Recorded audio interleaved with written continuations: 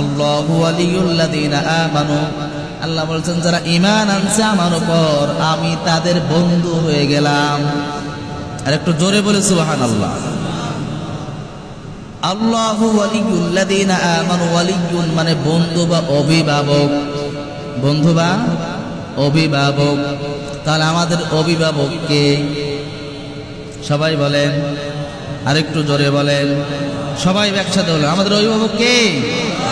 এবার বুঝেন ভালো করে, আমাদের অভিভাবক একমাত্র আল্লাহ রাব্বুল আলামিন।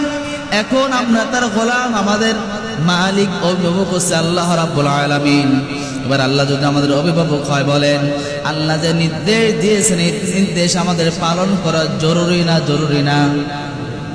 এবার ভালো করে বুঝুন, আয়াতের মধ্যে আয়াতের সংক্ষিপ্ত ব্যাখ্যা বলে দেই। আল্লাহু ওয়ালিয়ুল্লাযীনা আমানু ইখরিজুহুম মিনাজ যুলুমাতি ইলান নূর, যারা আল্লাহকে অভিভাবক হিসেবে মেনে নেবে আল্লাহ তাদেরকে অন্ধকার থেকে আলোর মধ্যে নিয়ে আসবে। সুবহানাল্লাহ।